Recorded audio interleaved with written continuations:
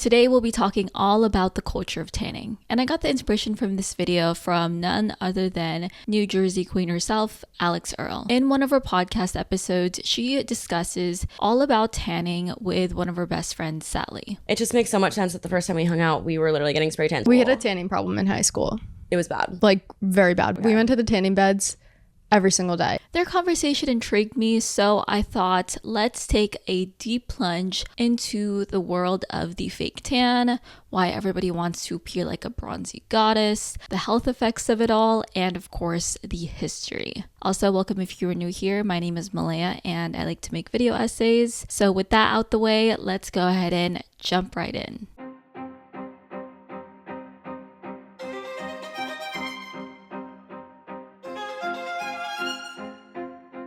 Personally, I've never done any of the artificial methods to get a tan, and all I've ever known is the good old-fashioned way of just laying outside in the sun for hours at a time. I remember childhood spent poolside at water parks, achieving a tan and not knowing that I was 2 to 3 shades darker up until it was the end of the day. My first encounter with somebody who had a spray tan was of course Snooki, who became famous for starring in the reality TV show Jersey Shore. Now, despite hearing about the show and seeing promotions about it on commercials, I never watched it as religiously as everybody else did. However, I did find myself obsessed with yet another New Jersey-based reality TV show, and that was Jerseylicious. Try to push it down. It doesn't go down. My hair has more personality than most of the girls that I know. Set in a New Jersey hair salon, this show featured a group of Jersey hairstylists and makeup artists with their fair share of drama as well as their very over-the-top tans. Now, as for the cast of Jersey Shore, they were self-proclaimed Guidos and Guidettes, slang for a working-class Italian-American, which historically was an insult towards this group.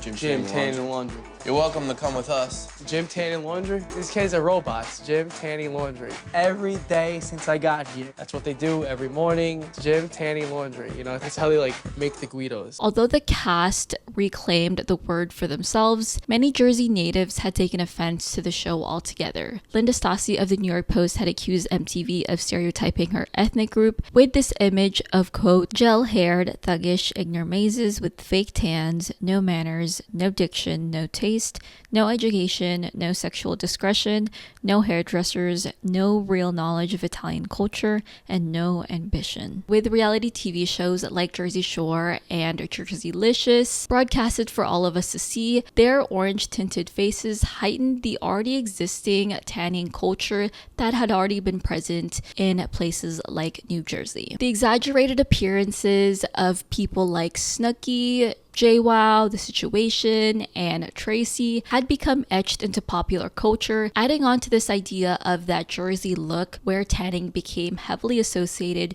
with that state in specific. I love the Jersey style. Big hair, long nails, real tan.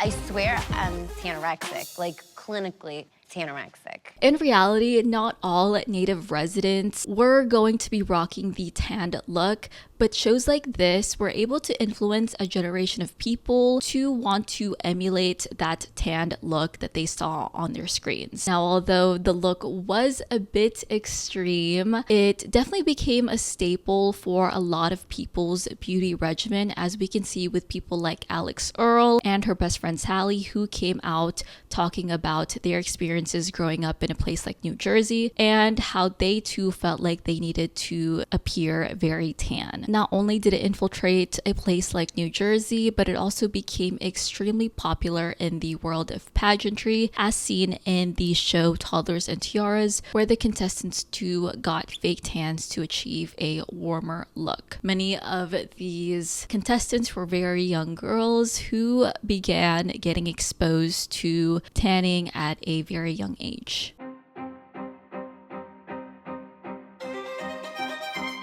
Ladies of the past would scoff at the idea of a fake tan, Ancient Greek and Roman women used lead, paint, and chalks to achieve a fair complexion. And for the English nobility, Queen Elizabeth I and aristocrats used white paste and powders to give the appearance of a pale face. They pretty much avoided the sun like a plague, believing a tan were only meant for the peasants who had to toil the fields for work. Instead, they lay in their lavish homes and palaces. However, the paradigm shift once the Industrial Revolution came around, as more indoor jobs became a reality for a lot of people. Suddenly, being outside became indicative of having the leisure time to sunbathe. Lack of sun exposure too also became a problem during this time. Since we're reliant on the sun for our source of vitamin D, the artificial ultraviolet lamp had been invented in the 1890s by physician Niels Ryberg Finsen. This lamp initially treated cutaneous tuberculosis, but it was really in the 1920s where these UV health lamps became a new household item. This new device claimed to prevent disease, improve moods, and even boost workplace productivity. Around the same time is also when the tanned look became something to strive for.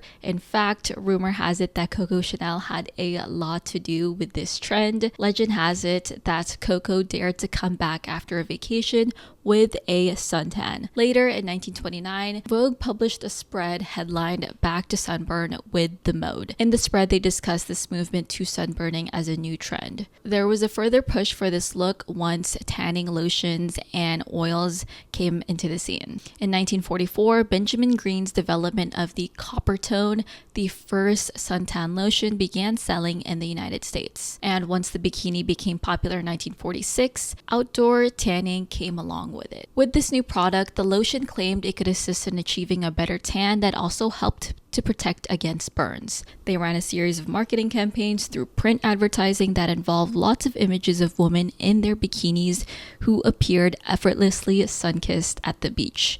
Perhaps their most known advertisement was their copper tone girl logo. From that point on, tanning oils also became very popular, with lots of new brands getting into the mix. Father of indoor tanning, Frederick Wolff is the reason we have the modern tanning bed. In the early 70s, he studied the effects of ultraviolet light on athletes' performances, only to find that tan skin was a side effect that came along with it.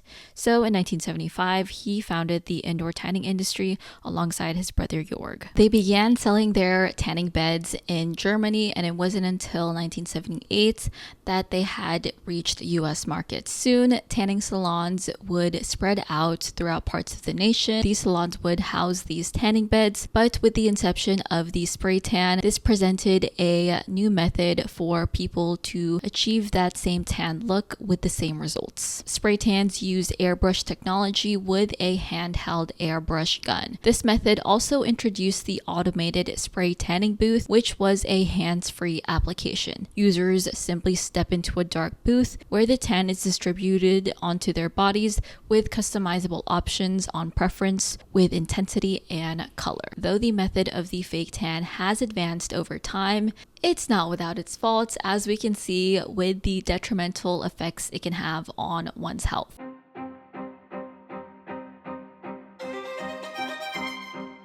Tanning addiction has become such a serious problem here that the term tanorexia began being used in the early 2000s. A combination of the word tan and anorexia. This describes a person who has an obsessive desire to maintain a tan, whether that be naturally or artificially. In a New York Times article published in 2005, Carol E. Lee reports tanorexics live in constant fear that their color is fading. They cringe at the suggestion of sunblock and act as if SPF stands for sunless and pale forever. TMZ even began using it themselves to strike at celebrities who have tanned a little bit too much. And when I tell you that these tanning fanatics go all out, they really do, such as the case in My Strange Addiction featuring 20-year-old Samantha, who put vegetable oil on her body to tan outside. On top of that, she hits up 3 different tanning salons to get her fix in.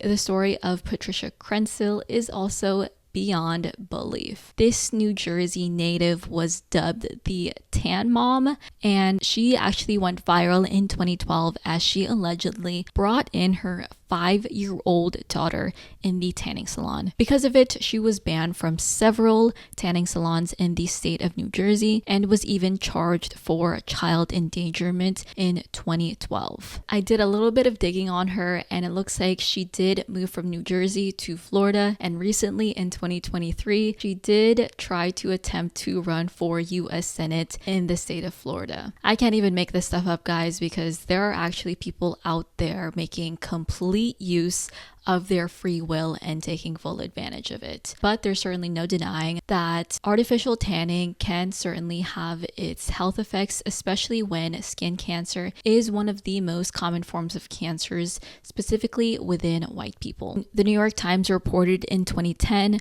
that an estimated 68,720 cases of melanoma will be diagnosed among Americans. In a 2012 research paper, a study was conducted over 20 years within young women who used tanning beds. More specifically, they studied the links of tanning beds with 3 different types of skin cancers: basal cell carcinoma, squamous cell carcinoma, and melanoma. Their findings concluded that using tanning beds is closely linked to a higher risk of developing BCC, SCC, and potentially melanoma, particularly when use begins at a younger age and occurs more frequently. Thankfully, state laws have been enacted in order to prevent minors from getting a fake tan. However, some states also do allow a minor to get a spray tan if they are able to receive parental consent. I do want to emphasize that both tanning beds and tanning outside can put you at a serious risk at developing skin cancer, but tanning beds are far worse as the UV rays that emit from those beds can be more intense than what you receive from the natural sunlight. The UV radiation in tanning beds can damage the skin cells in your body, like your basal cells, squamous cells, and melanocytes, to mutate, and if left untreated, can turn into skin cancer. Tanning beds and tanning outdoors can also cause premature aging. One can expect wrinkles and fine lines along with loose, sagging skin. There is good news in all this though, because it looks like spray tans and self-tanners don't put you at risk for skin cancer. Neither one of these methods involve UV radiation and does not put one at risk for premature aging as well. The reason why has a lot to do with the chemical dihydroxyacetone, known as DHA. This is a key ingredient in the process and is composed of a single sugar deriving from plant sources such as sugar beets and sugar canes. When applied, DHA reacts with the amino acids and only penetrates the top layer of your skin. Although the chemical DHA is FDA approved for tanning lotions and creams, according to Cleveland Clinic, it has not been approved for commercial spray tanning booths use. This is because the FDA has no data on the safety of inhaling or ingesting the spray. So, although not perfect, if you were to choose one, spray tanning would be a better option, as it is the lesser of two evils compared to the tanning bed. In conclusion, tanning is yet another beauty fad that people have done to touch up their appearance. It also presents itself as a bit of a status symbol because you have the time, money, and effort to improve your appearance and to make it seem as if you've just stepped out of the Caribbean and that you're this bronzy, glowy goddess. These tanning salons are simply capitalizing off of people's desire to achieve that look, and for them it's inherently a business. I believe where the real problem lies is these tanning addicts who just can't help themselves and always feel this need to want to appear tan. What I can get behind though is letting people do what they want in moderation. I do want to emphasize that I don't want to discourage anybody from getting a fake tan because we all have the choices to do what we want. There has also been some recent articles about Black and brown women coming out saying that they too enjoy themselves a little spray tan to get that glow, remarking that it gives them a nice luminosity. But about anything could be addictive, so you really have to sit down and ponder, do I really need that tan? Otherwise, that is it for today's video. Thank you guys so much for watching, and if you made it this far, I appreciate your time for being here. I had a lot of fun making this video, and I'm really glad I made it. That's it for today. Thank you guys so much for being here, and I'll see you in the next one. Bye, cool cats.